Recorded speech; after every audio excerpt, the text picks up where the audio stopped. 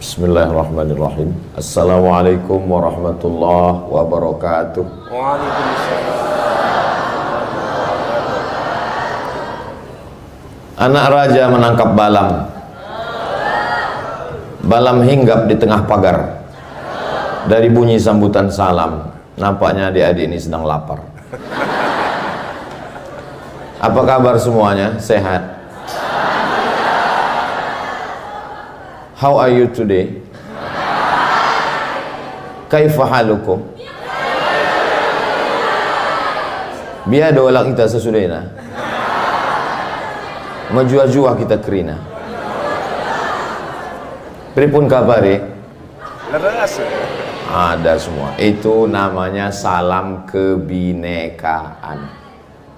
Jelas? Apalah perasaan Ustadz Somad berada di tengah gubernur, kepala dinas, kepala badan, kepala kantor yang berkepala maupun tak ada kepala, mahasiswa-mahasiswi, kebanggaan orang tua dan calon mertua. Apalah perasaan Ustadz, tengok sampai pecah kacanya. Apalah perasaan Ustadz sekarang? Yang saya rasakan ini, sebetulnya yang saya rasakan ini tak bisa saya ceritakan dengan kata-kata, karena kata terlalu miskin untuk mewakili rasa. Tapi kalau bolehlah rasa saya ini diungkapkan, diwakilkan satu kata, katanya adalah sedih. Kenapa Ustaz sedih? Memori saya kembali saat saya kuliah jadi mahasiswa dulu. Kami tulislah proposal dari Kairo. Kami mahasiswa mohon bantuan ke kantor gubernur. Pulanglah kawan kami menghadap ke kantor gubernur. Apa kata orang kantor gubernur? Dicampakkannya proposal itu. Kami tak perlu dengan alumni Al-Azhar ini. Sekarang saya tengok kalian disambut, dimuliakan, sakit hati saya. Tapi kalau saya ceritakan penderitaan ini, saya udah tahu jawaban yang keluar dari mulut kalian. Itu derita lo kalian. Jadi kalian ini orang beruntung. Bak kata orang Melayu, kalau ada tuah di badan, pasir digenggam menjadi intan. Kalian ini orang-orang bertuah. Apa tak bertuah? Yang lain di kota-kota lain bayar tiket, kalian dibayarkan. Memang tak ada makan siang memang. Ruang ber-AC kami dulu, tak usah aku ceritakan. Menetes air mata kalian nanti.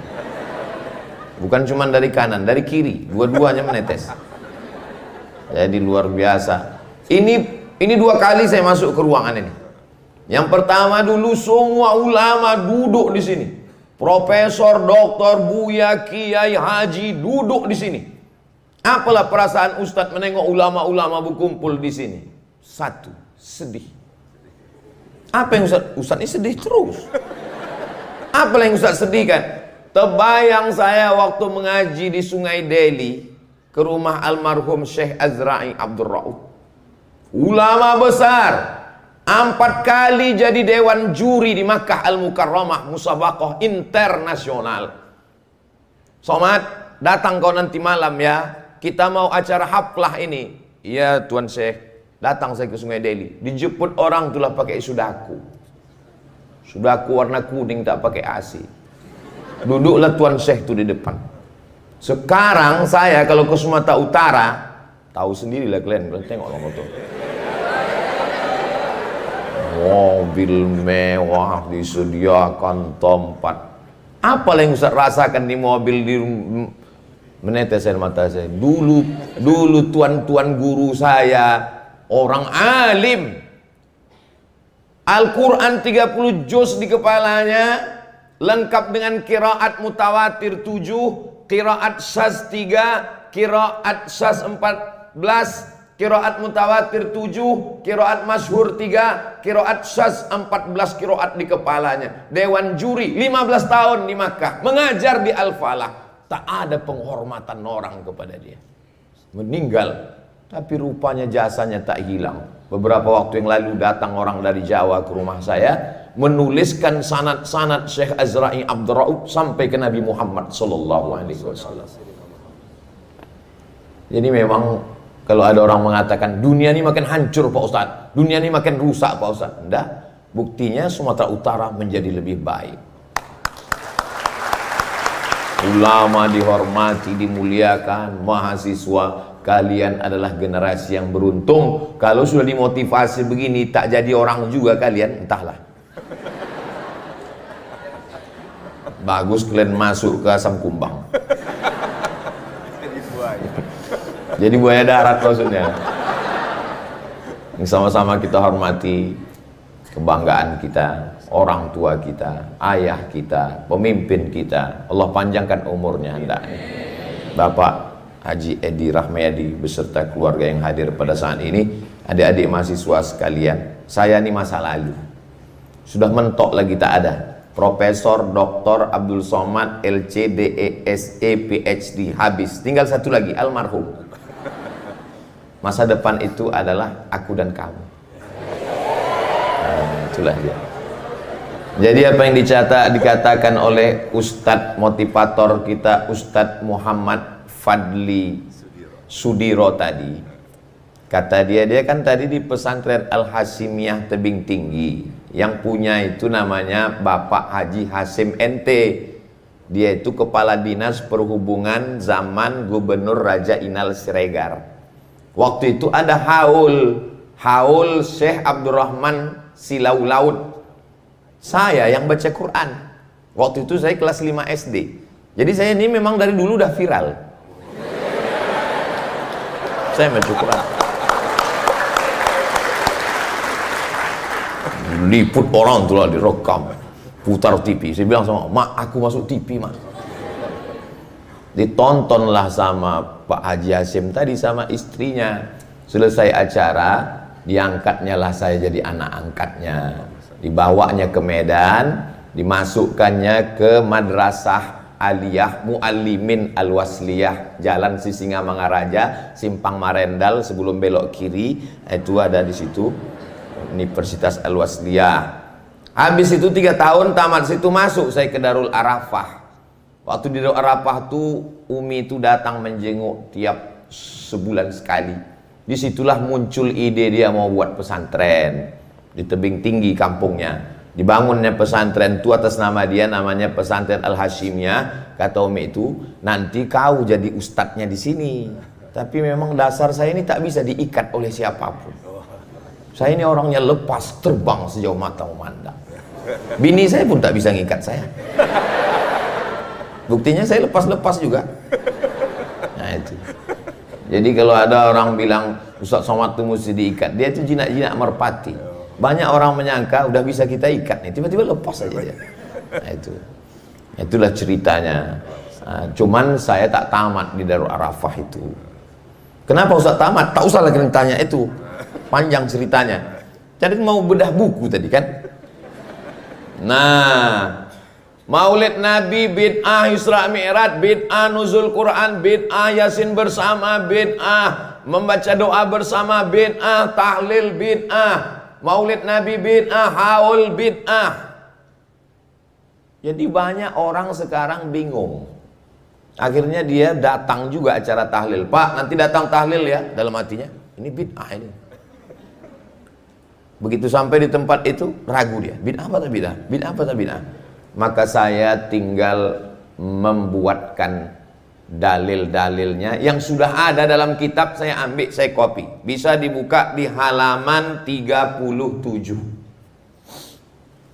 Halaman 37 sebelah bawah ada tulisan Arab. Udah nampak 37? Kadang kalau jam-jam lapar begini 73 nampak.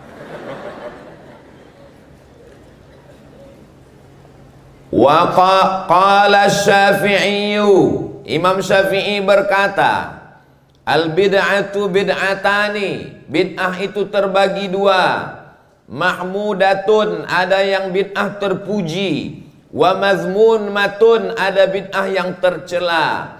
Fama wafaqas sunnata fahuwa mahmudun, Kalau dia tidak bertentangan dengan sunnah, maka dia namanya bid'ah terpuji, atau istilah lainnya bid'ah hasanah.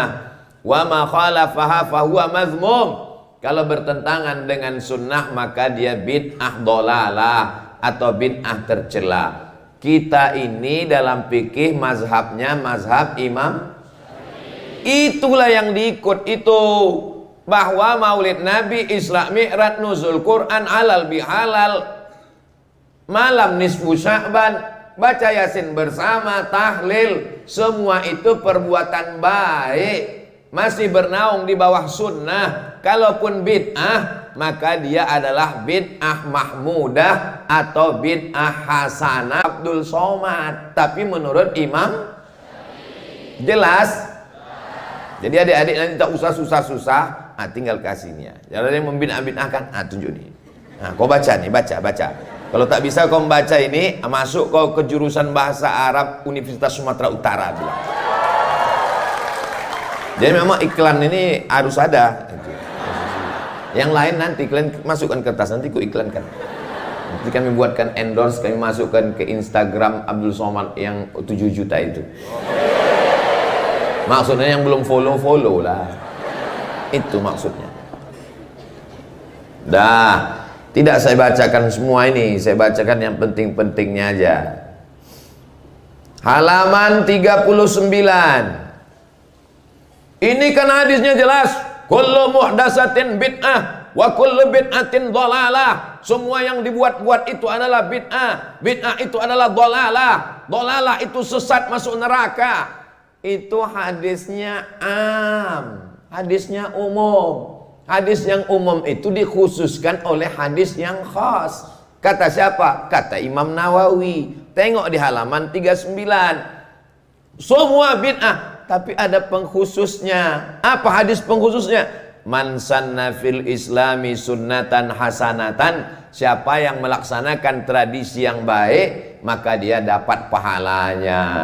Baca Quran bersama baik, tahlil baik, maulid Nabi baik, Isra Mi'raj baik. Maka hadis yang umum tadi dikhususkan. Itu kata siapa? Kata Imam Nawawi. Imam Nawawi itu siapa? Imam besar dalam mazhab Syafi'i. Orang kalau belajar hadis dari mulai kitab kecil Arba'in, Imam Nawawi, Riyadhus Shalihin, Imam Nawawi, Al-Azkar, Imam Nawawi, Al-Majmu' Syarah Muhazzab, dalam fikih Imam Nawawi, Raudhatul Talibin wa Umdatul Muftin, Imam Nawawi. Imam Nawawi itu saking seriusnya belajar sampai tak menikah, sampai meninggal. Tapi jangan kalian ikut. Zaman Imam Nawawi tak apa-apa, tak nikah, karena waktu itu perempuan yang nampak cuman biji matanya aja. Zaman sekarang kalian tak nikah, perempuan sekarang biji matanya tertutup, yang lain terbuka. Jangan ini kalian jadikan dalil yang jomblo-jomblo ini. Tawa pula orang. Golak pula orang. Nanti kalau habis waktu kasih tahu Ustaz. Iya. Masih ada lagi. Tengok di halaman 75. Tengok halaman 75. Imam Syafi'i menyebut yang dalam kotak-kotak sebelah bawah itu. Imam Syafi'i menyebutnya bid'ah huda. Imam Izzuddin bin Abdul Salam menyebutnya bid'ah wajib. Ada pula bid'ah itu yang wajib. Imam Nawawi menyebutnya bid'ah hasanah. Imam Al-Hafiz Ibnu Hajar Al-Asqalani menyebutnya bid'ah hasanah. Dr. Abdul Ilah bin Husain Al-Arfaj menyebutnya sunnah hasanah. Imam Syafi'i itu hafal Quran, hafal hadis. Imam Nawawi itu hafal Sahih Muslim. Imam Ibnu Hajar Al-Asqalani itu hafalannya salasami'ati alfi hadis, 300.000 hadis. Karena gelarnya Al-Hafiz. Kalau ada ulama gelarnya Al-Hafiz, itu berarti dia hafal 300.000 hadis. 300.000 hadis hafalannya, dia mengatakan ada bid'ah hasanah. Tiba-tiba ada datang ustadz di Medan, hafalan hadisnya cuma 3. Itu pun kalau laptopnya hidup. Itu pun hadis yang dia hafal cuman kullu bid'atin dhalalah wa kullu dhalalatin finnar. Itu pun kalau hidup laptop. pas pemadaman bergilir, mati lampu, hilang hadis tuh. Sekarang ku tanya, adik-adik ini kan orangnya rasional. Saya tidak memaksa kalian untuk ikut saya cuma nanya, kalian mau ikut Imam Nawawi, Imam Syafi'i, Imam Ibnu Hajar, atau imam yang hadis hilang mati lampu tadi? Terserah kalian lah, kalau mau ikut dia ikutlah. Tenggelam kalian di Sungai Delhi sama dia. Ini sekarang ada orang pakai kaidah 5 aja. Kalau tidak dibuat Nabi, bid'ah. Kalau tidak dibuat Nabi, bid'ah. Orang dulu belajar di Purba 7 tahun. Habis itu pergi ke Makkah mengaji 15 tahun. Balik, itu pun belum bisa berfatwa. Dia enggak. Sekali aja ngaji, itu pun online. Balik dari situ semua dibid'ahkannya. Ayahnya bid'ah, emaknya bid'ah. Kaedahnya cuma pakai 5. Kalau tidak dibuat Nabi, bid'ah. Maka saya kumpulkan perbuatan-perbuatan yang tak dibuat Nabi, tapi dilakukan oleh sahabat Nabi, tabi'in, imam-imam. Tengok di halaman 77. Halaman 77 yang bagian tengah, 1000 tasbih sebelum tidur. Abu Hurairah sebelum tidur bertasbih dia 1000. Subhanallah, subhanallah, subhanallah, subhanallah, subhanallah, 1000. Tunjukkan saya hadisnya ada Nabi bertasbih 1000 sebelum tidur. Kalau ada dapat kalian, potong telingaku nih sebelah. Nanti kalau ditanya orang, somat yang mana? Itu somat yang tak bertelinga itu. Tak ada satupun hadis mengatakan Nabi pernah bertasbih 1000 kali sebelum tidur. Jadi kalau begitu pakai kaidah tadi, kalau tidak dibuat Nabi bid'ah, berarti Abu Hurairah buat bid'ah lah. Masuk neraka lah Abu Hurairah. Berani kau masukkan Abu Hurairah masuk neraka? Abu Hurairah, kalau tak ada Abu Hurairah, hilang 5000 hadis. 5000 hadis hilang Abu Hurairah. Berani dia membuat 1000 tasbih sebelum tidur malam.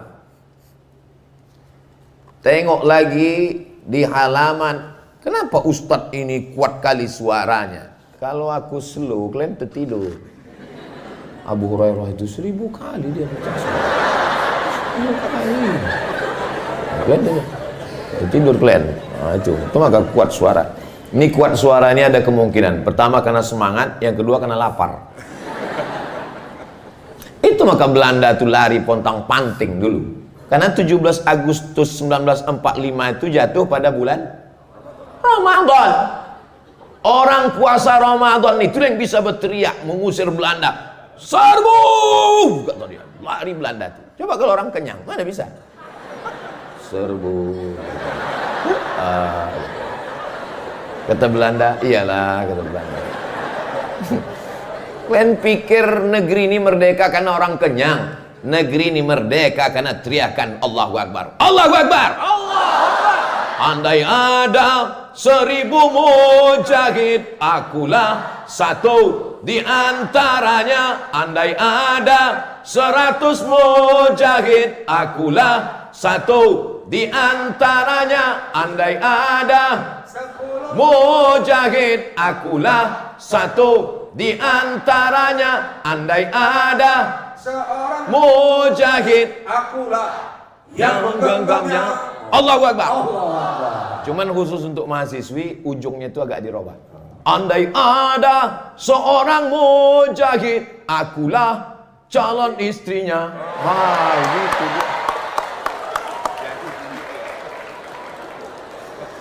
Alah. Dulu saya akan bolak-balik ke Sumatera Utara nih. Jadwal saya ke Sumatera Utara ini setahun 2 kali, 6 bulan sekali. Bolak-balik kemari ke Sumatera Utara nih, waktu masih lajang, belum berbini. Sekalipun tak ada dibawa Pak Gubernur ini ada anak-anak gadis macam ini. Itulah yang kusedihkan juga. Tolong untuk itu di edit ya, jangan.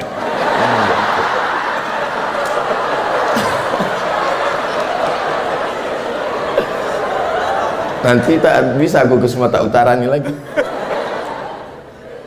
Nah, coba tengok di halaman 82.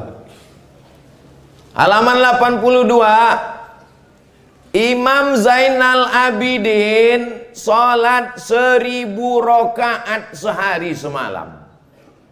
Coba kalian cari hadis yang mengatakan Nabi sholat 1000 rakaat sehari semalam. Kalau dapat kalian potong sebelah lagi. Di mana Ustaz Somad tuh hilang telinganya? Di Medan. Zainal Abidin ini siapa? Nabi punya anak namanya Fatimah. Sayyidina Fatimah punya anak laki-laki namanya Sayyidina Husain. Husain punya anak laki-laki namanya Ali Zainal Abidin. Zainal Abidin itu cicit Nabi, anak cucunya. Zainal Abidin bin Husain bin Fatimah binti Sayyidina wa Maulana Muhammad sallallahu alaihi wasallam. Salat 1000 rakaat sehari. Berani kau masukkan dia dalam neraka?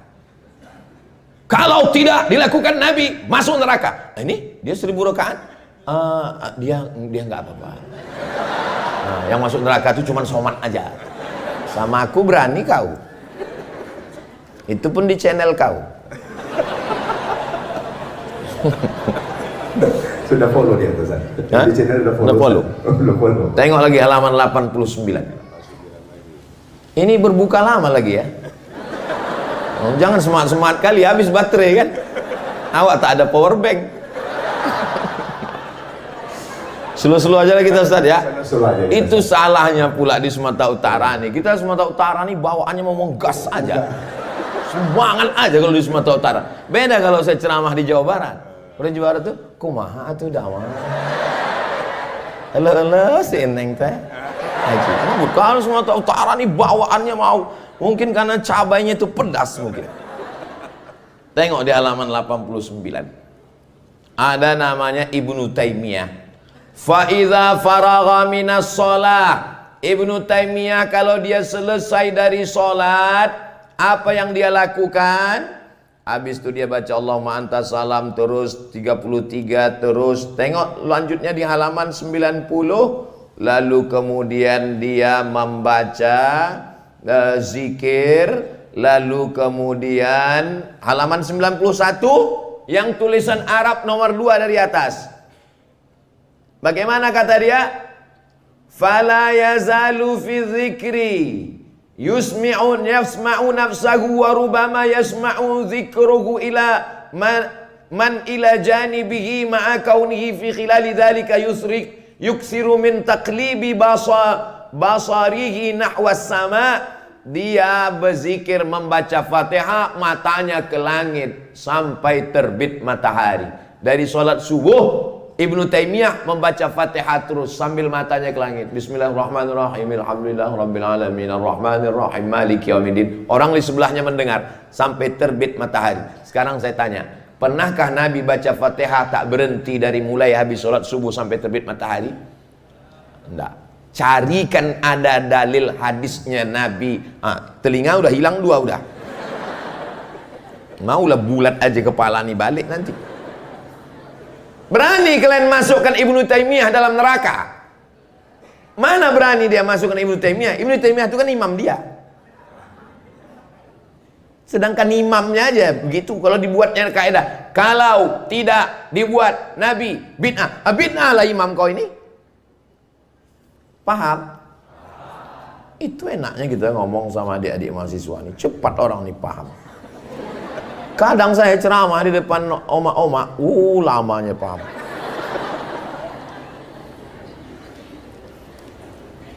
Habis. Kita tes dulu adik-adik mahasiswa aja kan. Biar pasang powerbank dulu Ustaz ya. Ya. Baik, subhanallah, tepuk tangan dulu buat Ustaz Abdul Somad ya.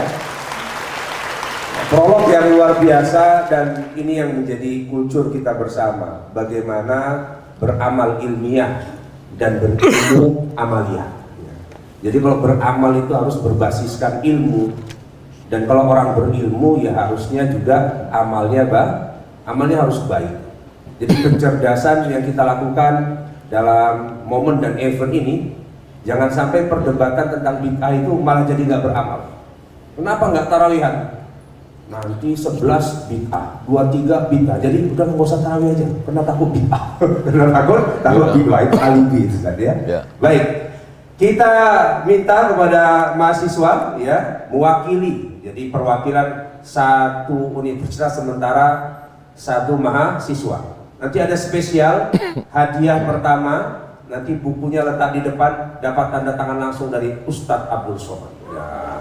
Dan hadiah kedua, insya Allah dapat buku dari ayah kita, ya, buku Edi Rahmayadi, Sumut Bermartabat dan Pesan Inspirasi. Baik, kita mulai sesi pertama. Yang mau bertanya? Oh, banyak yang mau bertanya. Alhamdulillah. Tepuk tangan dulu yang mau bertanya ya. Bukan acara Mama Didi ini kan? Yang mau bertanya saya Ustaz gitu ya. Baik, silakan panitia dipilih satu. Ya, mikrofon. Ya, depan. Ya, silakan. Maju ke depan boleh sih. Oh, biar kelihatan ya. Ini mahasiswa dan mahasiswa. Tepuk tangan dulu buat sahabat kita ya. Bini calon mujahid tadi kata Ustaz Abdul Somad ya.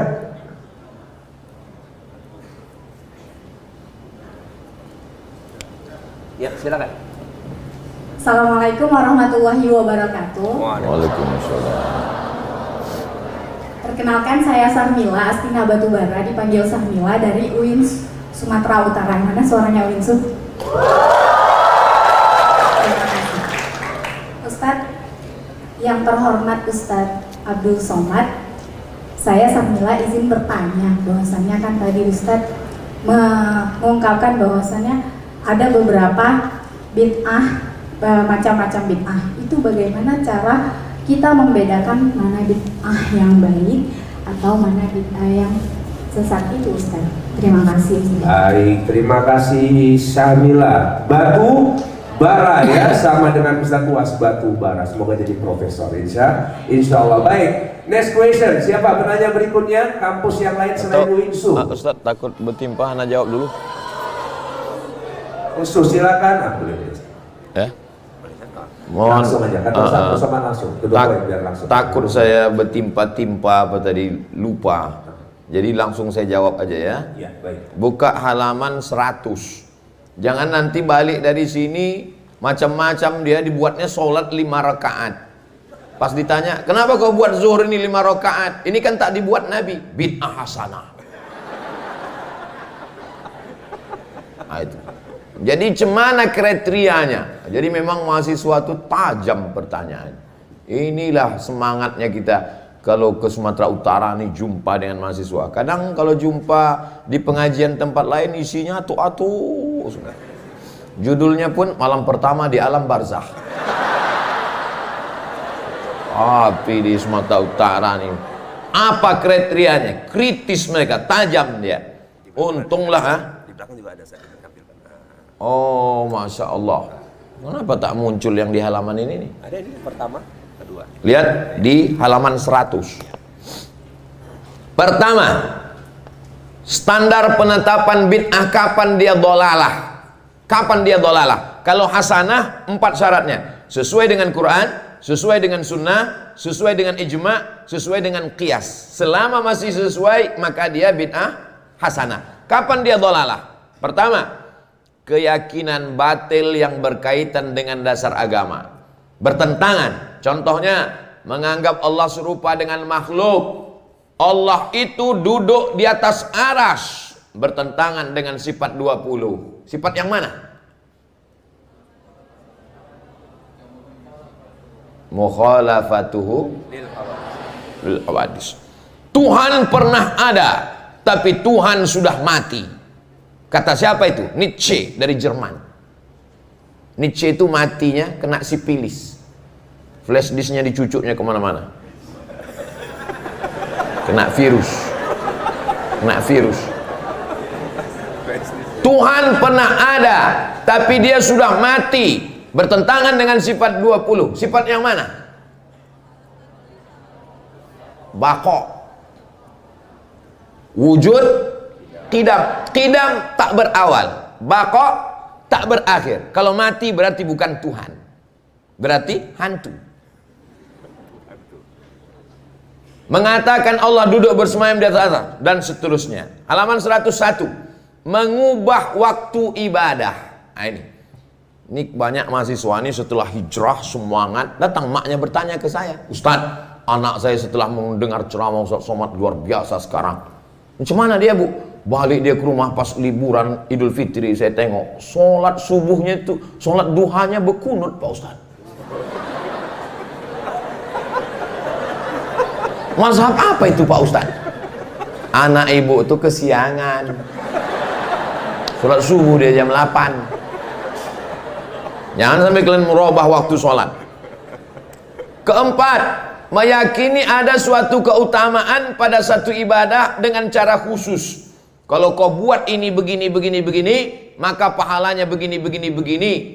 Siapa yang mengatakan la ilaha illallah, maka dalam setiap huruf itu dibalas 70 malaikat. Dalam satu huruf itu ada 70 malaikat bertasbih, balasannya 70 surga. Dalam satu surga ada 70 bidadari. Dalam satu, itu datang dari mana itu? Tak ada dalilnya, tak ada Quran, tak ada hadis, tak ada sunnah. Kelima, menyatakan satu keutamaan khusus pada waktu tertentu, pada tempat tertentu, pada orang tertentu. Siapa yang bersalaman dengan Abdul Somad dihapuskan dosanya 83 tahun. Bid'ah dolalah itu. Bukan saya yang buat. Siapa yang buat? Hoax. Banyak berita itu orang konfirmasi ke saya. Ustaz Somad, apa betul ini dari Ustaz? Tidak. Ini dapat kami dari medsos, bukan yang resmi. Yang resmi hanya di Ustaz Abdul Somad Official. Subscribe, like, share, and comment. Keenam, membuat ibadah khusus dengan cara, jumlah, dan keutamaan tertentu. Misalnya, sholat 100 rakaat malam maulid Nabi akan dapat ini, dapat itu. Itu tak ada dalil. 7. Berkumpul melakukan suatu ibadah pada waktu tertentu, tempat tertentu, dengan keyakinan ada balasan tertentu yang tak ada dalilnya. 8. Membuat batasan tertentu, dalam takaran tertentu, dalam jarak tertentu. Sudah ditetapkan sholat jamak qashar hanya bisa ikhtilaf. Ada yang bilang 82, ada yang bilang 85, ada yang bilang 87, ada yang bilang 89. Saya pilih yang 89. Payah ngingat 89 kilo. Ingat aja 90 Wali Songo, siji loro telu papat lima enam pitu wolu songo. Kalau dirobah itu maka itu bid'ah sana. 9. Halaman 102. Semua perkara yang dibuat-buat tanpa ada dalil dari syariat Islam, apakah itu dalilnya nas teks atau pemahaman terhadap nas atau secara terperinci dalam dalil atau bersifat umum, maka itu adalah bid'ah dhalalah. Jelas? Inilah pengikatnya supaya orang tidak mudah membuat-buat bid'ah. Takut terjerumus dalam bid'ah dhalalah. Saya kasih satu example, contoh. Membaca Yasin malam Jumat bersama-sama. Bid'ah, karena tak pernah dibuat Nabi. Nabi kan pernah ngomong, man qara'a Yasin fi lailatin asbaha maghfuran lah. Siapa yang baca Yasin pada suatu malam, maka Allah mengampuni dosanya di waktu subuh. Iya, tapi tak ada Nabi menyebut malam Jumat. Suatu malam. Maka datanglah kalian bertanya ke anak bahasa Arab usul. Malam di situ kan sifatnya nakiroh umum. Malam Jumat itu masuk apa tak masuk? Dah selesai. Kan dibilangnya satu malam. Malam Jumat masuk. Malam Senin, malam Selasa, malam Rabu, malam Kamis, malam Jumat. Masuklah itu malam Jumat. Itulah dalil orang baca Yasin malam Jumat. Ini sekarang banyak orang membid'ahkan orang kampung. Saya ceramah ke kampung. Kalau saya diceramah di Medan, dijemput pakai mobil tepleset-tepleset lalat itu, saking kan licinnya. Tapi saya pernah ceramah di Riau, dijemput orang itulah pakai motor sayur. Pas mau berangkat tuh kan kita angkat tangan gini kan. Assalamualaikum. Pas ngangkat tangan gini udah mau jalan, mati mesinnya. Pas lah tuh. Lewat jalan aspal, masuk jalan batu, masuk ke dalam. Saya tanya lah orang tuh, kalian masih ada wirid Yasin lagi malam di sini Pak? Kata dia, dulu 2 tahun yang lalu kami wirid Yasin. Terus datang Ustadz ceramah kemari. Katanya baca Yasin malam Jumat di bid'ah. Terus sesudah itu kami tak ada baca Yasin, tak ada buka Quran lagi. Kalian kalau kalian bid'ahkan tradisi itu, kalian mesti mampu menggantinya dengan yang lebih baik. Jangan kalian ceramah kampung orang, Yasin bid'ah, Talil bid'ah. Habis itu mabuk aja orang tuh lagi. bertanggung jawab di hadapan Allah. Saya pun ada juga saya salahkan masyarakat itu. Dari zaman atuknya dulu baca Yasin sampai sekarang. Seolah-olah Allah hanya menurunkan surat Yasin aja. Tak ada surat Al-Baqarah rupanya. Tak ada surat Ali Imran, An-Nisa, Al-Maidah rupanya. Maka saya bilang, ibu-ibu, kita selesai sudah baca Yasin ini, sekarang kita baca tafsir surat Yasin. Maka saya selalu mengajak 3. Pertama, tahsin. Habis tahsin, tahfiz. Habis tahfiz, tadabbur. Adik-adik bisa buat program. Namanya Triple T. Nah, habis waktu. Baik, terima kasih. Tepuk tangan buat Ustaz Abdul Somad ya. Ya, simpulnya di halaman 100 sampai 102. Jawaban tentang kriteria tentang bid'ah hasanah atau bid'ah dolalah tadi dari Syamila ya, dari Winsu. Baik, next question, pertanyaan berikutnya. Panitia sila dipilih mana yang dari kampus ya. Ya, silakan sebut nama dan kampus dari mana. Baik, assalamualaikum warahmatullahi wabarakatuh. Waalaikumsalam. Afwan Ustadz, saya Dharma Putra Nasution, Fakultas Hukum dari Universitas Medan Area. Ada anak Uma di sini? Iya, silakan anak Uma. Ya, Korea, Komunitas Anak Medan Area ini. Di ujung-ujung sana banyak Ustadz. Afwan Ustadz, mengenai lirik lagu tadi, kami ini kan calon-calon mujahid, ya kan? Kami ini calon-calon mujahid. Jadi kami di dalam berperang itu kami harus tahu dulu strategi dan latar belakang musuh kami. Nah, di sini saya ingin menanyakan, apa latar belakang oknum-oknum yang membid'ah-bid'ahkan syariat-syariat Islam? Ada yang bilang tahlilan itu bid'ah, sholawat itu bid'ah, tulisan itu bid'ah. Tapi saya tidak pernah mendengar oknum-oknum yang membid'ahkan ajaran-ajaran agama Kristen, Buddha, Hindu dan lain sebagainya. Afwan Ustadz, mohon untuk keterangannya. Sekian dari saya. Wassalamualaikum warahmatullahi wabarakatuh. Silakan.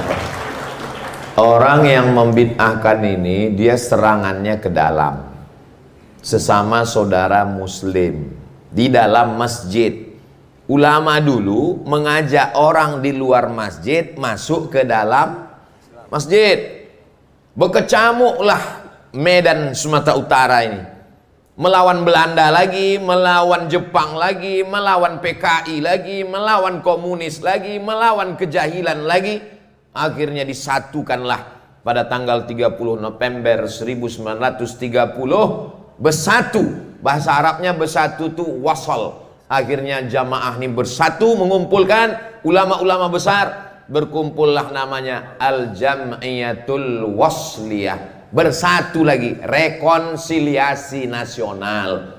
Lalu salah satu ulama Al-Wasliyah itu namanya Syekh Muhammad Arsyad Talib Lubis, menulis satu buku tebal hampir 500 halaman kalau tak salah. Judulnya Dialog Islam Kristen. Banyak orang masuk Islam. Jadi kalau sekarang orang bangga punya Zakir Naik, kami di Sumatera Utara 100 tahun yang lalu sudah punya Muhammad Arsyad Talib Lubis.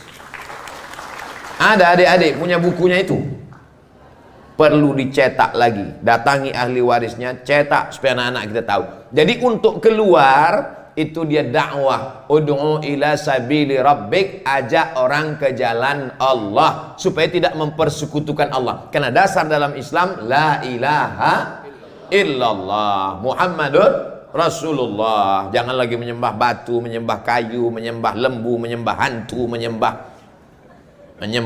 Maka kita hanya diajarkan iyyaka na'budu wa iyyaka nasta'in. Tapi bukan berarti bawa pedang. Saya tak mau selesai dah balik dari sini kan bawa perang panjang. Tak masuk Islam ku pancung kepala kau.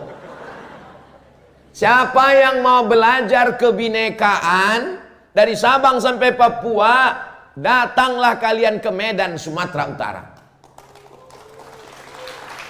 Tidak ada kebinekaan yang paling indah kecuali di Sumatera Utara. Semuanya ada. Saudara kita dari Hindu, bahkan ada satu kampung. Dulu zaman saya di Medan itu namanya Kampung Keling. Sekarang udah berubah.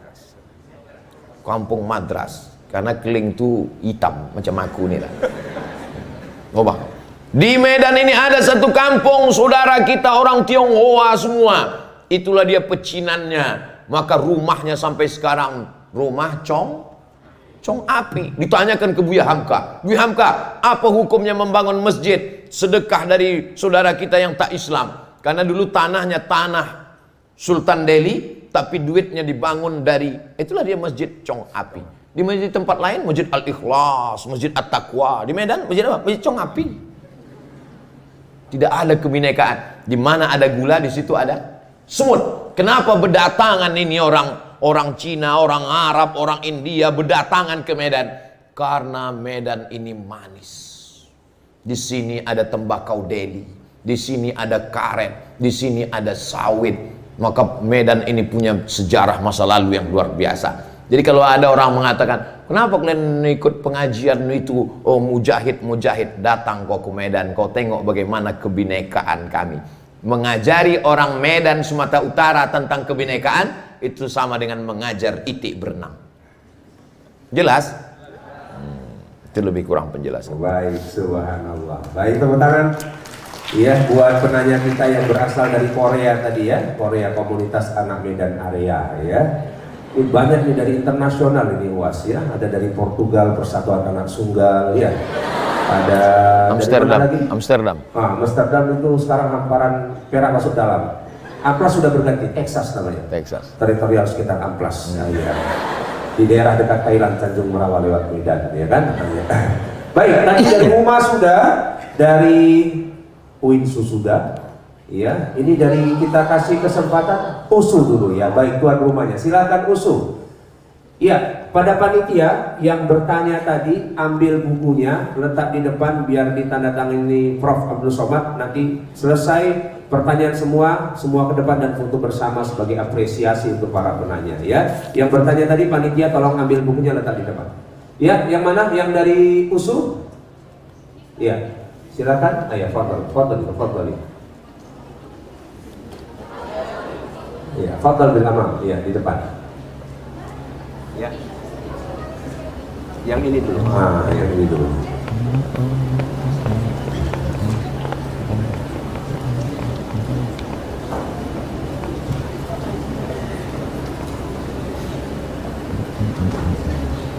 Ya.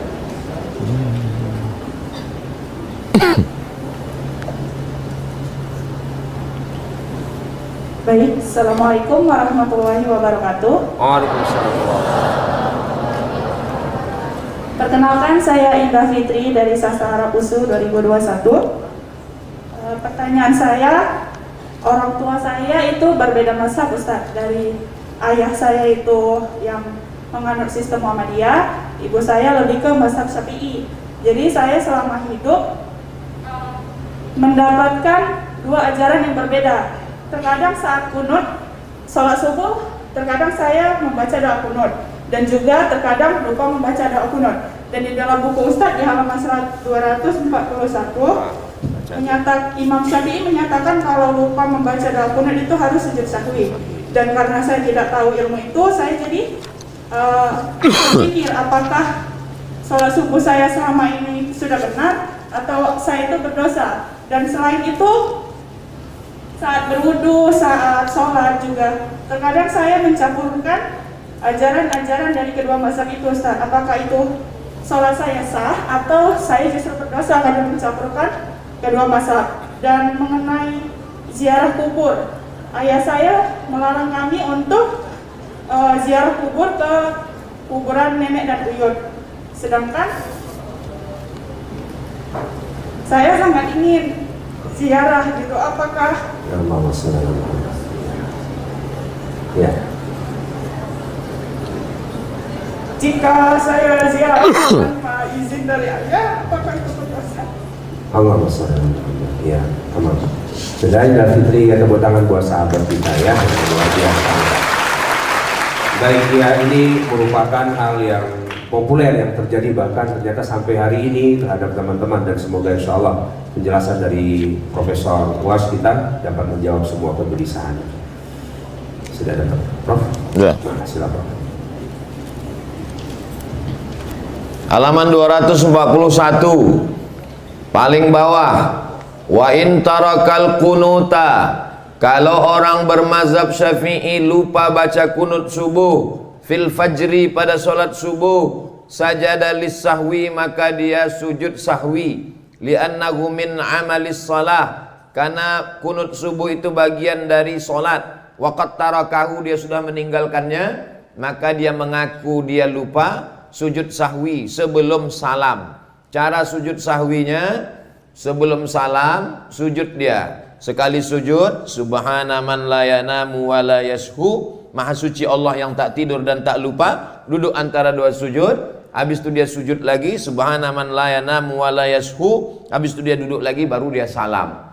Saya ingatnya Pak Ustadz sesudah salam. Sesudah salam itu sujud sahwi. Saya ingatnya sesudah sarapan Pak Ustadz. Tak usah sujud lagi, lama kali dah.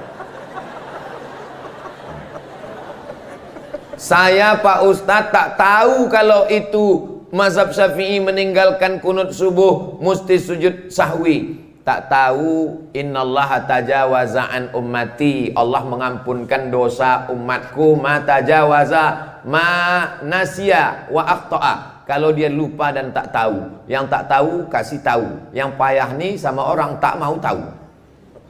Dah. Macam mana kalau saya sholat di Masjid Muhammadiyah? Orang Muhammadiyah pakai mazhab Hanafi, Hambali Hanafi, subuhnya tak berkunut. Itu yang ditarjih saudara kita dari Muhammadiyah. Saya jadi ustadz ceramah di Masjid Muhammadiyah 4 tahun pengajian subuh, dan saya tak mau jadi imam. Setiap disuruh subuh jadi imam batuk. Untuk menjaga persatuan, saya ngajar aja di sini. Yang imam-imam tetap paling enak jadi makmum. Imam tu berkunut, ikut kunut. Imam tu tak berkunut, tak usah kunut. Imam tu kentut, ganti imam ban. Paling enak jadi makmum. Jadi saya dalam beramal mazhab Syafi'i. Kenapa Ustaz pakai mazhab Syafi'i? Karena kami di Muallimin Al-Wasliyah pakai mazhab Syafi'i. Di Al-Azhar itu waktu mendaftar suruh pilih mazhab. Pilih apa? Hanafi. Orang India, Pakistan, Bangladesh, Hanafi. Orang Maroko, Tunisia, Aljazair, Maliki. Orang Yaman, Indonesia, Malaysia, Brunei, Syafi'i. Ada kawan saya satu dari Jawa Timur. Kau pilih apa? Dipilihnya Hanafi. Loh, kenapa kau pilih Hanafi? Kata dia, diktatnya tipis-tipis. Karena Hanafi ini tak terlalu banyak dalil-dalil, dia rasional aja. Menyesallah kawan yang lain. Kok tahu begitu kami pilih juga lah Hanafi. Ada kawan tuh, cuma tak boleh sebut nama, menjaga kode etik jurnalistik. Nah itu tentang, jadi yang sudah tahu, nanti kalau terlupa, maka sujud sahwi. Makmumnya, makmum ikut. Dalilnya, ju'ilal imamu liyu'tamma bihi, makmum itu diangkat, imam itu diangkat untuk diikut, bukan dilawan. Wa in qanatal imamu faqanata, kalau imammu baca kunut, kau ikut di belakang, angkat tangan. Imam Hambali, ya, engkau kalau subuh baca kunut atau tidak? Kata Imam Syafi'i, kata Imam Hambali, aku subuh tak berkunut. Bagaimana kalau aku ikut engkau? Oh bagus, kau ikut aku, kau mazhab Hambali. Kalau kebetulan aku sholat di masjid imamnya Imam Syafi'i, aku baca kunut atau tidak? Kata Imam Hambali, ikut imammu, jangan ikut aku. Karena waktu sholat itu kita mengikut imam. Ini sekarang banyak makmum tak mau. Kalau imammu baca kunut, angkat tangan. Allahumma hdina fi man hadait, amin. Wa afina fi man afait, amin. Wa tawallana fi man tawallait, amin. Wa barik lana fi ma a'tait, amin. Wa qina bi rahmatika syarra ma qadait, amin. Sisanya tidak diaminkan tapi ikut. Fa innaka taqdi wa la yuqda 'alaik wa innahu la yadhillu man walait wa la yu'azzu man adait tabarakta rabbana wa ta'ala falakal hamdu. Yang hafal, yang tak hafal gerak-gerakkan yang dulu. Daripada tanya kawan, kenapa kau tak baca tadi? Kenapa kau tengok mulut aku? Masa kalian tak bisa jawab itu aja? Mesti kuajari juga. Sekarang banyak makmum melawan imam. Imamnya baca kunut, Allahumma hdina fi man hadait, enggak mau. Makmum apa kau? Dah jelas. Kalau kalian bermazhab Syafi'i, kalian sholat subuh berkunut. Dulu berkelahi antara mahasiswa. mazhab Syafi'i saya berkunut. Yang satu lagi mengatakan kami pakai tarjih mazhab Hanafi dan Hambali, tidak berkunut. Dulu berkelahi. Sekarang mahasiswa tak lagi berkelahi karena sama-sama tak sembahyang subuh.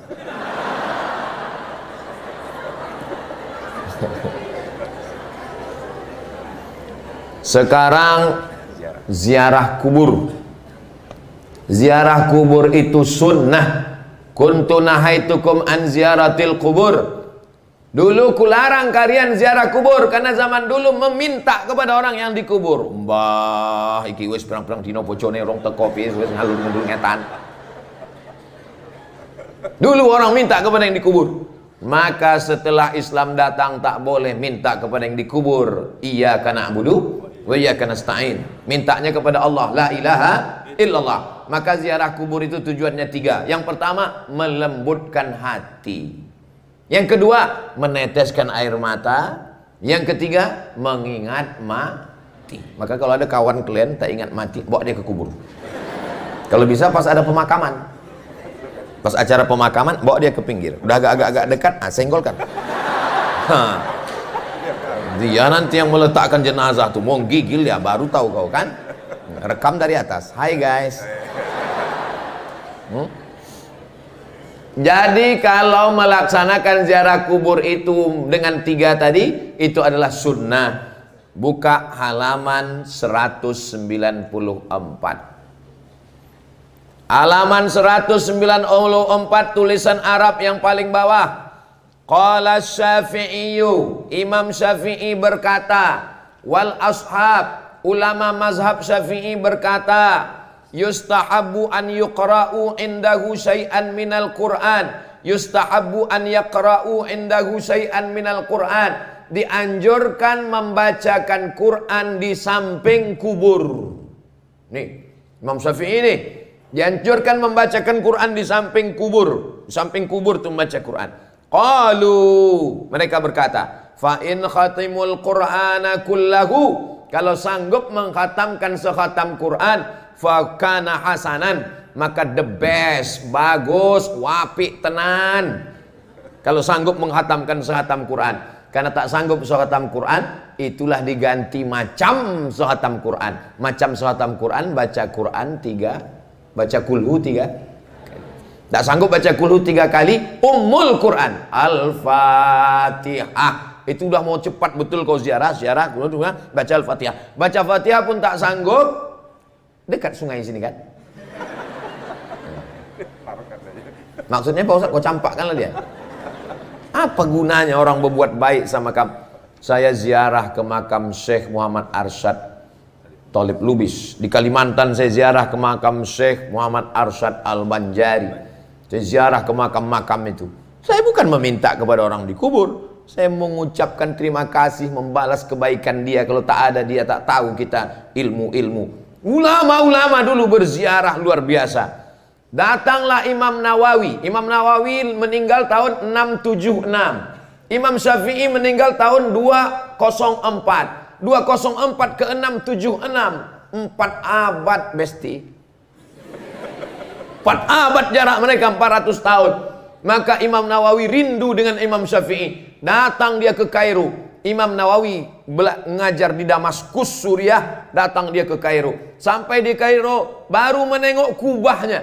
Kubur Imam Syafi'i itu di atasnya ada kubah macam masjid. Baru menengok kubahnya, menetes air matanya. Tak sanggup dia untuk datang. Tak sanggup dia untuk datang. Akhirnya pulang dia ke Damaskus. Rupanya cerita dia datang ke Mesir itu didengar oleh Imam As-Subki, ulama besar dalam mazhab Syafi'i. Subki, iya, itu Nawawi datang. Loh, mana dia?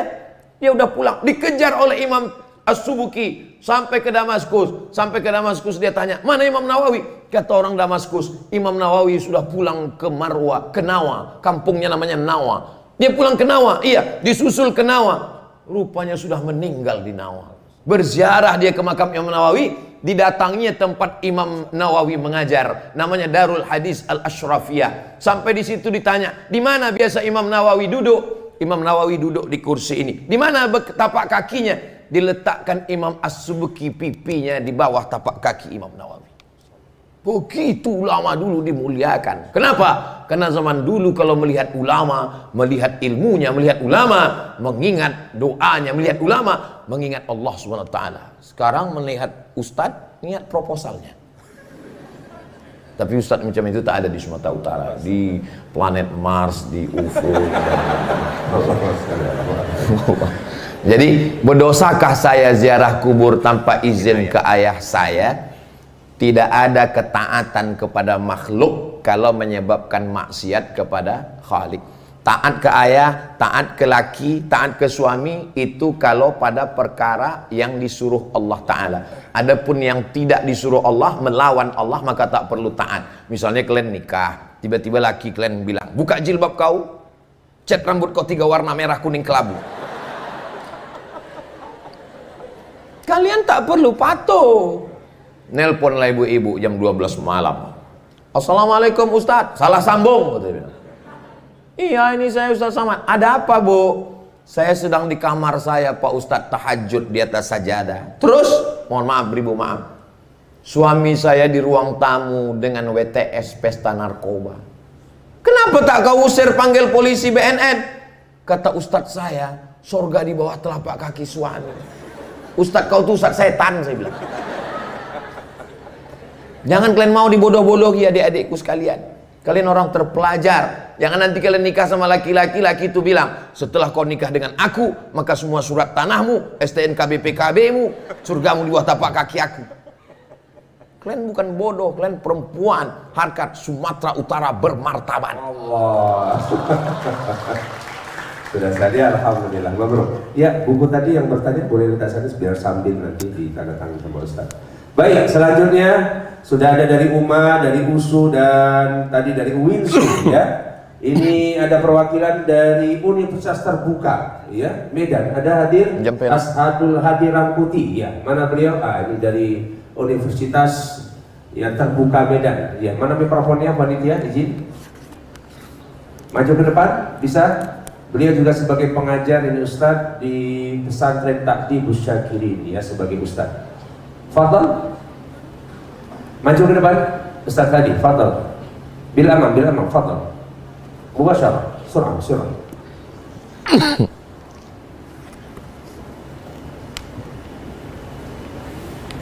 Dari UMSU ditunggu dan kampus lainnya, ya. Assalamualaikum warahmatullahi wabarakatuh. Waalaikumsalam. Nama saya Ashabul Hadi Rangkuti. Saya dari mahasiswa Universitas Terbuka Medan. Di sini Ustadz saya izin bertanya. Ini pertanyaan saya sebenarnya ada di luar buku Ustadz. Karena tadi malam saya baru sholat taraweh di musola rumah saya. Di situ Ketua BKM mengamanahkan kepada saya selaku sebagai Ketua Pembangunan Masjid di dalam ajaran orang tua saya bahwasanya kan sebenarnya kita itu dilarang membuang air kecil dalam keadaan berdiri Ustadz. Jadi tadi malam orang tua saya itu berdebat dengan kawannya itu Ustadz, ada yang ingin membangun kamar mandi membuang air kecil dalam posisi berdiri, sedangkan orang tua saya itu melarangnya. Bagaimana Ustadz menurut antum suatu masjid atau musola di dalamnya itu ada kamar mandi yang posisinya itu buang air kecil itu berdiri Ustadz? Mungkin ini dapat saya tanyakan kepada antum Ustadz. Wabillahi taufiq wal hidayah. Wassalamualaikum warahmatullahi wabarakatuh. Waalaikumsalam warahmatullahi wabarakatuh. La yabulanna ahadukum qa'iman. Janganlah kamu kencing dalam keadaan berdiri. Tapi ada satu hadis dalam Sahih Bukhari menyebutkan Nabi buang air kecil qa'iman fi subatati, di tempat pembuangan sampah saat perjalanan musafir. Kontradiktif antara dua hadis. Nama ilmu yang membahas ini namanya ilmu mukhtaliful hadis. Satu hadis melarang, satu Nabi melakukan. Kenapa Nabi melarang sementara dia melakukan? Ternyata setelah diteliti, dia melakukan itu karena dalam keadaan darurat, dalam perjalanan, tak ada tempat lain, tak memungkinkan jongkok. Berdasarkan itu ulama berpendapat, bahwa berdiri itu hukumnya makruh, sedangkan jongkok itu hukumnya sunnah. Itu secara hukum fikihnya. Bagaimana dengan kesehatannya? Setelah diteliti, rupanya di dalam tubuh kita ini ada diciptakan Allah macam saringan, kantong. Jadi ketika dia kencing itu dalam keadaan jongkok, mangkok yang macam saringan itu tumpah habis. Kalau kencing jongkok dia tumpah habis. Tapi kalau berdiri maka dia tumpahnya tak habis, tersisa sikit. Itulah yang dia mengkristal menjadi batu. Bukan batu cincin yang ditembak laser menyumbat sakitnya minta ampun waktu kencing. Jadi ini termasuk mukjizat ilmiah. Makanya di barat sendiri pun orang yang paham medis, mereka kencingnya itu sudah mulai jongkok. Kaki kiri ditekuk, kaki kanan. Jadi jongkoknya tidak macam orang jongkok main tuo. Jongkoknya itu kaki kiri ditekuk, kaki kanannya tidak ditekuk. Bukan tidak ditekuk lurus. Macam mana lah mencontohkannya ya? Nanti ku contohkan kalian ketawa pula. Tak ada mahasiswanya yang bisa jadi bahan peragaan satu orang. Satu orang kemarin depan, bang sini bang. Nah, abang peragakan dulu. Yang agak-agak metal sedikit. Maaf ya bang. Jongkok. Satu kaki ini ditekuk menekan lambung. Ya, enggak, tapi nanti aku juga lah ujung-ujungnya nih.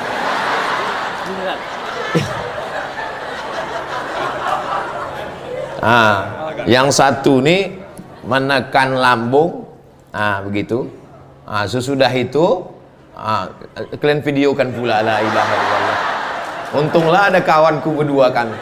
Kalau sempat aku sendiri apa tak kacau ini. Udah. Setelah itu baru dibalik dia. Sehingga tertekan, mendehem ke dalam supaya tertekan. Gitu. Jangan sampai panjang kali. Itu memanggil kawan yang di sebelah itu. Udah jelas? Itu. Jadi tergeserlah semua air itu keluar. Karena kalau berdiri dikhawatirkan dia menetes. Apalagi klep itu udah agak longgar. Nama penyakitnya sulusul baul. Baul artinya kencing, sulusul artinya rantai. Sulusul baul, kencing berantai, menetes tak putus. Jadi kalau sudah begitu jongkoknya, geser ke kiri, geser ke kanan, mendehem, kering, habislah dia insya Allah. Hebatnya syariat Islam. Wallahu a'lam. Baik, subhanallah ya, pertanyaan dari Al-Ustaz Ashabul Hadi ya, dari Ustaz Buka Medan. Selanjutnya dari Umsuh hadir. Ada Umsuh mewakili? Fadhal, silakan satu ke depan. Iya. Langsung ke depan. Universitas lainnya mewakili, maju saja langsung ke depan biar cepat. Standby. 2 atau 3 pertanyaan, waktu kita 20 menit lagi maksimal. Ya, yang belum, Fadhal silakan di ujung ya. Pertanyaan singkat padat ya, supaya semua bisa. Banyak kata dan tangan ya. Assalamualaikum warahmatullahi wabarakatuh. Waalaikumsalam warahmatullahi wabarakatuh. Fadhal. Perkenalkan, nama saya Ustaz Faisal Saroni. Saya ingin bertanya tentang kesaksian sholat jenazah, kesaksian atas jenazah.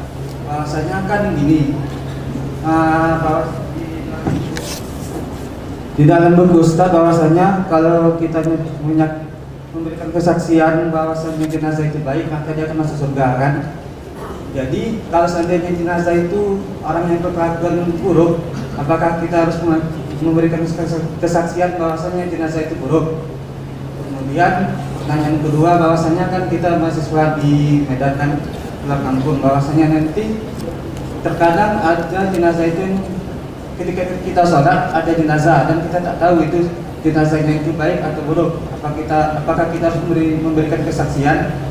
Kemudian pertanyaan ketiga, teringat tentang ada orang mengatakan begini, ente mau ikut Imam Syafi'i atau Nabi?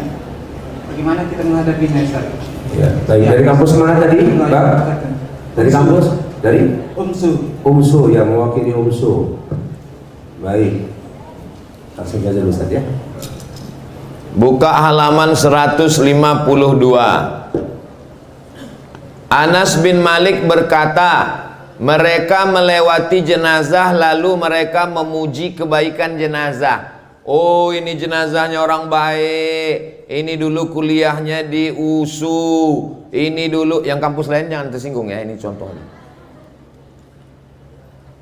Rasulullah bersabda, wajib. Kemudian mereka melewati jenazah lain, mereka mencela, ini orang, kata Nabi, wajib. Lalu kemudian apa yang wajib nih ya Rasulullah? Wajiblah orang yang dipuji tadi masuk surga, karena kita ini sebagai saksi melihat perbuatan mereka. Kita menengok zahirnya. Nahnu nahkumu bizawahir wallahu yatawallas sarair. Batinnya kita tak tahu, Allah Ta'ala yang tahu. Makanya saya, kalau jenazah itu saya kenal, orangnya baik, jamaah, saat ditanya, baik orang ini orang baik. Tak ditanya pun saya katakan, saya bersaksi bahwa orang ini baik. Tapi kalau saya tahu dia minum khamar, mabuk, mengejek ulama, mencaci maki agama, maka saya diam saja. Kenapa? Karena memberikan kesaksian palsu termasuk 3 di antara dosa besar. Ala adullukum ala akbaril kabair. Maukah kamu kuberikan tunjuk dosa besar di antara yang besar? Yang pertama al-isyrak, syirik. Yang kedua uququl walidain, durhaka pada orang tua. Yang ketiga adalah syahadatuz zur, memberikan kesaksian palsu. Jadi kalau tak tahu, diam saja. Apakah jenazah ini baik? Diam saja. Saya sampai sekarang tak pernah memberikan kesaksian kalau saya tak kenal. Diam aja. Karena tidak ada kesaksian rekayasa. Sedangkan dalam hadis ini mereka benar-benar memberikan kesaksian karena kenal. Yang kedua, kau ikut Imam Syafi'i atau ikut Nabi? Memangnya Imam Syafi'i itu Nabi ke-26? Kenapa kau laga pula antara Imam Syafi'i dengan Nabi? Kecuali ada perbuatan Imam Syafi'i yang bertentangan dengan perbuatan Nabi. Kasih saya satu contoh. Beri saya satu contoh perbuatan Imam Syafi'i, fatwa Imam Syafi'i, ijtihad Imam Syafi'i, qaul Imam Syafi'i yang bertentangan dengan hadis Nabi. Kalau ada kita bahas sekarang. Kalau tak ada, untuk apa dibahas yang tak ada contohnya? Namanya tahsilul hasil. Namanya mubazir. Innal mubazirina kanu ikhwanash syayatin. Orang mubazir saudara setan. Setan sedang diikat sekarang. Jadi kalau ada orang bulan puasa ini jahat, itu berarti bukan salah setan. Dia yang juga jadi setan. Setan kepala hitam. Nah itu tentang, kalau ada orang mengatakan, kau ikut Imam Syafi'i apa ikut Nabi? Imam Syafi'i itu gelarnya Nasirus Sunnah, penolong sunnah Nabi. Kalau tak ada Imam Syafi'i udah hilang sunnah Nabi. Tapi ada Imam Bukhari. Imam Bukhari itu meninggalnya 256. Imam Syafi'i itu 204. Imam Syafi'i lebih dulu dari Imam Bukhari. Imam Syafi'i punya murid namanya Imam Ahmad bin Hanbal, meninggal 241. Imam Ahmad bin Hanbal punya murid, itulah dia Imam Bukhari. Imam Bukhari berguru kepada Imam Ahmad bin Hanbal, Imam Ahmad bin Hanbal berguru kepada Imam Syafi'i, Imam Syafi'i berguru kepada Imam Malik bin Anas, Imam Malik bin Anas berguru kepada Abdullah bin Maslamah, Abdullah bin Maslamah mengambil riwayat dari Abu Zinad, Abu Zinad dari Al-A'raj, Al-A'raj dari Abu Hurairah, Abu Hurairah dari Nabi Muhammad SAW. Bagaimana mungkin dia melawan Nabi? Nanti kalau ada orang, kau ikut Nabi apa yang Syafi'i? Kau waras. Kau bertanya. Kau bertanya. Tanya-tanya.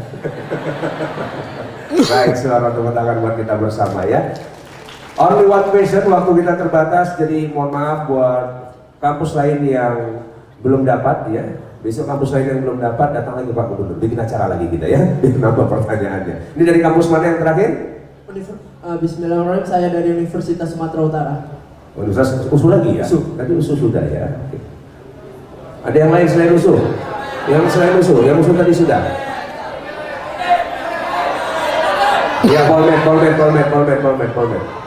Ya, izin Ustaz ya. Fadhol. Ya, mewakili, representasi ya. Good, singkat padat, waktu terbatas. Ya. Bismillahirrahmanirrahim. Assalamualaikum warahmatullahi wabarakatuh. Sebelumnya perkenalkan, saya Iqbal Hakim Siregar dari mahasiswa akuntansi Politeknik Negeri Medan.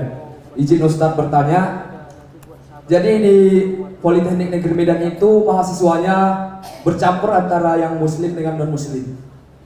Jadi ketika ada tradisi pada saat tahun baru, itu banyak dosen-dosen yang mengucapkan kepada mahasiswa itu selamat tahun baru gitu Ustadz. Jadi ada yang muslim sebagian menjawab, ada yang tidak gitu. Jadi kira-kira untuk menghadapi, jika kita menghadapi problem seperti ini, kira-kira bagaimana tindakan kita sebagai seorang mahasiswa yang diajari oleh dosen yang non muslim Ustadz. Itu saja, terima kasih. Assalamualaikum warahmatullahi wabarakatuh. Baik, ini nambah tema berarti ya, belum ada di buku, jadi 38 Gue tambah nanti. Baik, selamat Ustaz. La yanha'kumullahu 'anil ladzina lam yuqatilukum fid din wa lam yukhrijukum min diyarikum.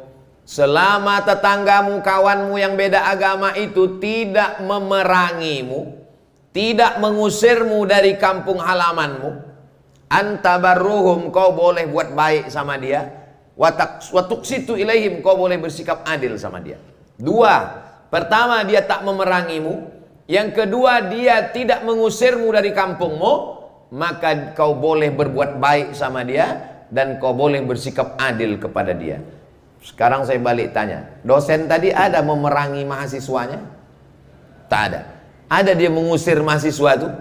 Tak ada. Maka kau boleh berbuat baik dan bersikap adil sama dia. Dikasihnya kau makanan, kau kasih dia makan. Kalau halal, nikah anaknya, diundangnya, datang kau ke sana. Tentu kita di Sumatera Utara sudah tahu itu, bahwa di sini ada Muslim food, cateringnya orang kita. Itu untuk saudara kita. Jangan kau singgah pula ke situ. Ini makanan kita sini.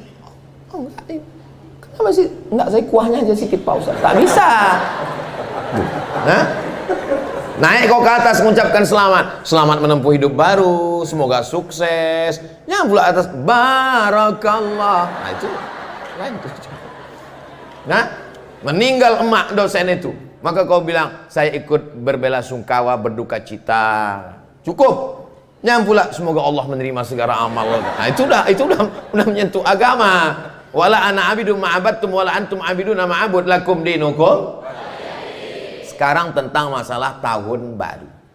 Apakah tahun baru itu bagian dari ritual agama atau bukan agama?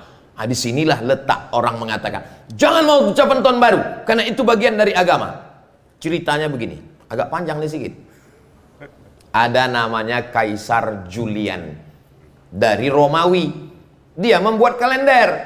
Dia belum Islam, belum Kristen. Namanya Kaisar Julian, membuat kalender. Nama kalender itu adalah kalender Julian. Julian kalender. Itulah dia Januari, Februari, Maret, April, Mei. Mengikuti pergerakan matahari. Sedangkan mengikuti bulan, itulah dia Muharram, Safar, Rabiul Awal, Rabiul Akhir, dan seterusnya. Hijrah. Sedangkan ini Julian kalender. Lalu kemudian ketika muncul agama Nasrani, maka salah satu pausnya namanya Paus Gregorius mengambil kalender Julian ini dipakai oleh saudara kita tadi, maka diambil nama paus tadi. Maka disebut dia kalendernya tidak lagi kalender Julian, tapi namanya Gregorian kalender. Jadi kalender yang kita sebut Masehi itu kalender Gregorian. Tidak ada hubungan dengan Al-Masih Nabi Isa. Itu kalender Gregorian. Yang mengambilnya, mengadopsinya adalah Paus Gregorius dari Julian kalender. Kita di kerajaan Delhi itu pakai kalender Hijriah. Sampai akhirnya kita menjadi negara Kesatuan Republik Indonesia, bergabung dengan PBB. PBB itu maksudnya United Nation, bukan pajak bumi dan bangunan. Waktu bergabung dengan PBB, PBB bingung karena kalender ini macam-macam. Cuma mau mengirim surat undangan. Kalender Mesir pakai Koptik, kalender ini pakai Hijriah, kalender ini pakai kalender Jawa. Bingung, yang ini pakai Saka. Macam mana supaya seluruh negara ini diseragamkan kalendernya? Dimintakanlah kepada Paus. Paus memberi usul, pakailah Gregorian kalender. Sekarang saya tanya, kalender itu bagian dari agama atau hanya sebagai alat perhitungan? Kalau orang menganggap itu agama, itulah dia yang melarang tahun baru. Tapi kalau dianggapnya itu sebagai alat perhitungan, sama macam ini. Ini apakah bagian dari agama atau sebagai alat pengeras suara? Ini pengeras suara, ini bukan bagian agama. Dan ini bukan dibuat orang Islam. Ini orang Barat yang membuat. Kalau orang Islam membuat, cobalah tengok, kan on off. Kalau orang Islam yang buat al-hayah wal maut. Ada hidup, ada mati. Jadi orang yang membolehkan, saya sebagai dosen mengucapkan kepada kalian semua selamat tahun baru 2023. Terima kasih Pak dosen, karena dianggapnya itu hanya sebagai alat menghitung tanggal, bulan. Yang aslinya itu adalah perhitungannya pada Romawi kuno. Jelas?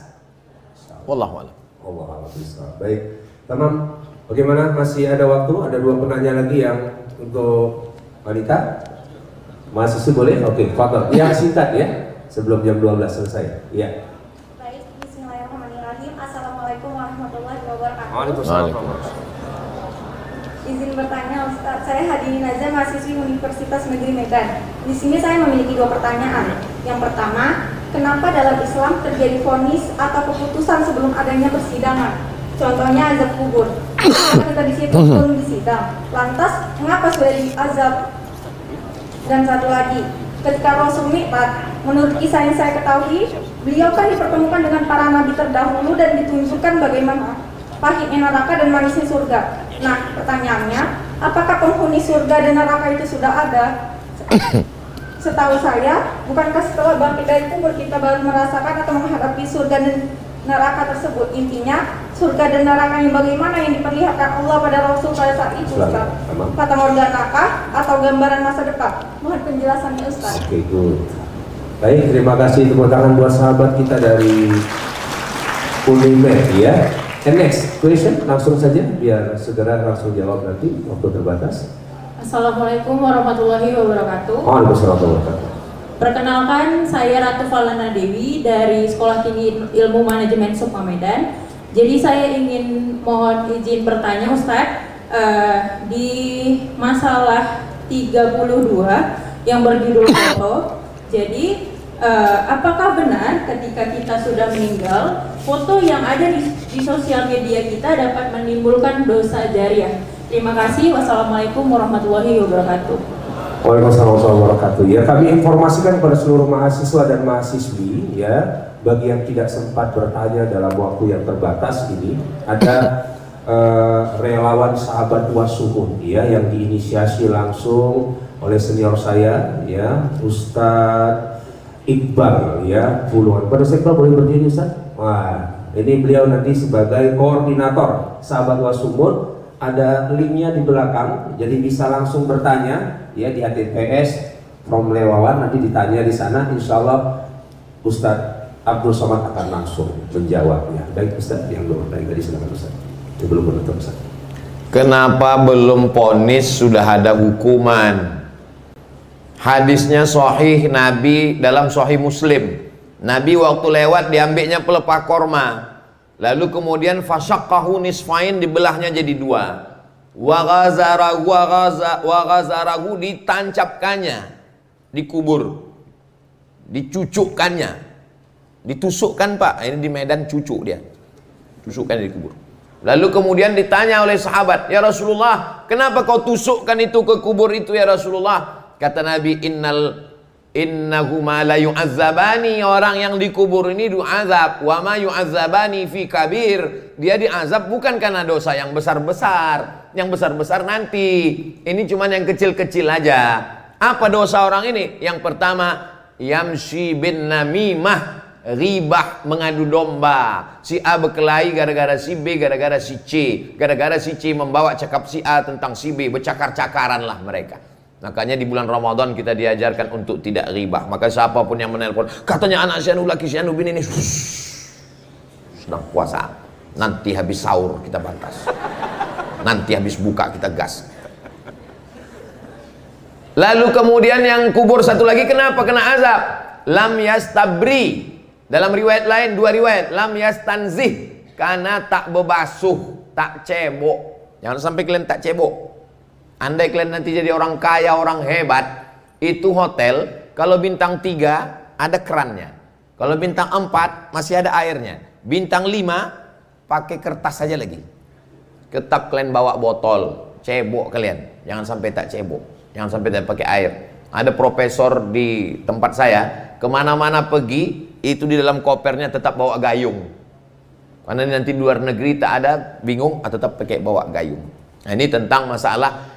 Lalu kenapa tidak nanti di akhir? Di akhir itu dosa yang besar. Adapun yang kecil-kecil, logikanya Pak Ustadz, ini kan tadi dia pakai logika, tak pakai ayat, tak pakai hadis, pakai logika. Di dunia orang masuk ke dalam penjara, hukumannya nanti setelah diponis hakim atau langsung kena di situ? Setelah diponis hakim, berarti kau belum pernah masuk penjara. Cobalah, di situ pun udah bengkak-bengkak juga. Tapi itu baru DP-nya aja. Nanti udah diputus hakim baru. Nanti setelah hisab, setelah di dunia kiamat, setelah dihisab, setelah di titian siratal mustaqim, setelah ditimbang amal, barulah azab yang sesungguhnya. Itu azab itu sebagai tarhib, ancaman, dan dia wujud ada. Makanya kita kalau lewat makam mengucapkan salam, assalamualaikum ya ahlad diyar minal mu'minin wa inna insyaallah bikum lahiqun yarhamullahul mustaqdimina wal mustakhirin nas'alullah lana walakumul afiyah. Panjang doanya Pak Ustadz. Selama ini kami diajarkan pendek, assalamualaikum ya ahlal kubur. Itu doa minimalis. Untuk apa mengucapkan salam sama orang mati? Mengucapkan salam itu orang hidup, supaya dia selamat dari azab kubur. Itu azab untuk perbuatan yang kecil-kecil, dan logikanya masuk. Orang sebelum putus pengadilan pun udah kena azab juga. Tidak makan, tidak minum, tak jumpa keluarga, tidur di lantai, itu sudah bagian dari azab. Jadi logika apapun yang dipakai tetap masuk. Apa tadi yang kedua? Foto orang yang meninggal dunia. Enggak, sebelum masuk ke foto tadi, 2 dia bertanya. Hah?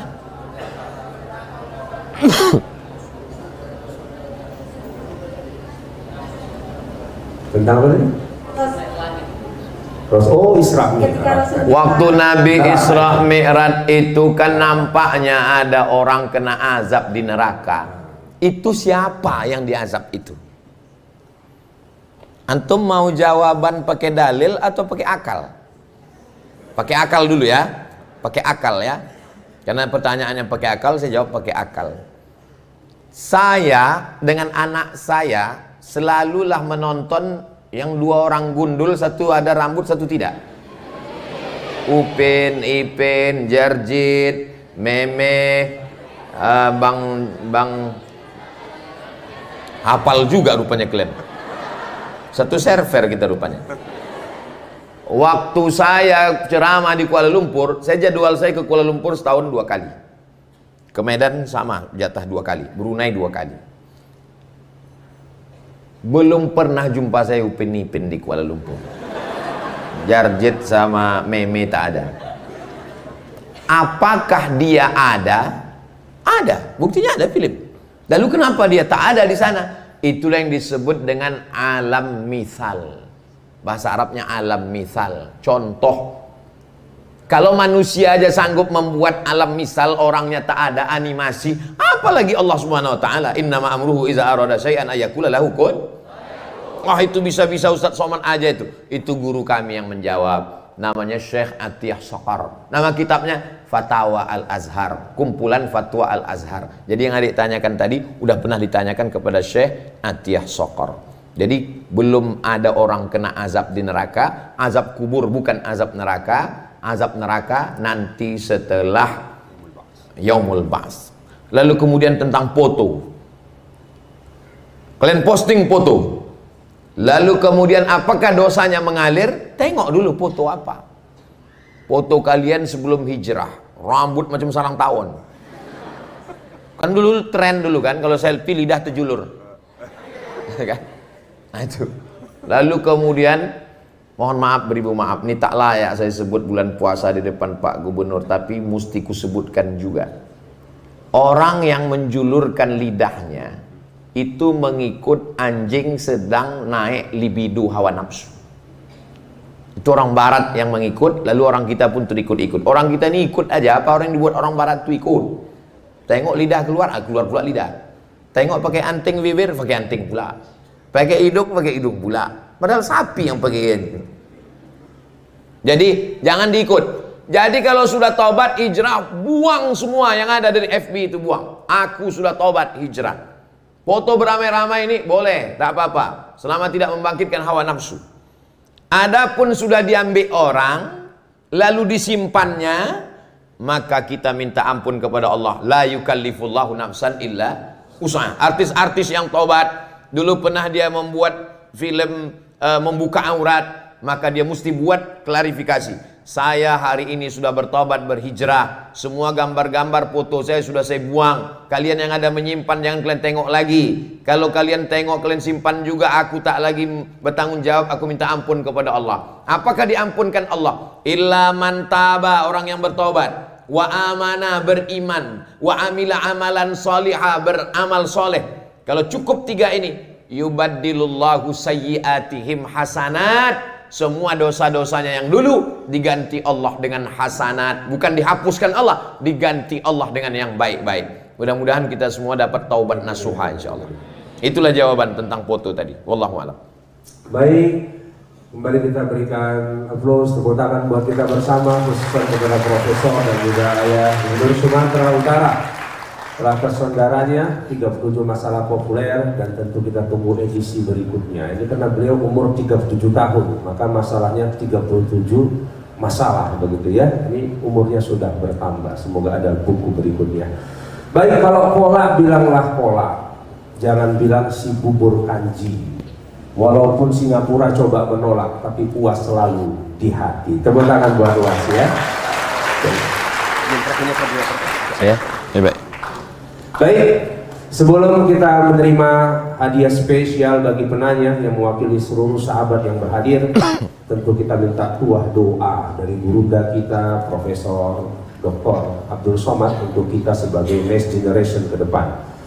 Kebesaran, kesuksesan, kehebatan, dan kemasyhuran yang ada, tentu ada doa besar di balik semua kesuksesan itu. Di acara bersama dengan Bapak Gubernur, Ayah Gubernur bersama dengan sang ibu kemarin, beliau juga berkisah bagaimana doa seorang ibu menghantarkan beliau menjadi seorang gubernur Sumatera Utara. Sebelum kita berdoa, yang tentu kita minta doa dari gurunda kita, mari kita saksikan sebuah video renungan bahwa ridho kedua orang tua kepada kita menjadi jalan sukses besar untuk masa depan kita. Wow,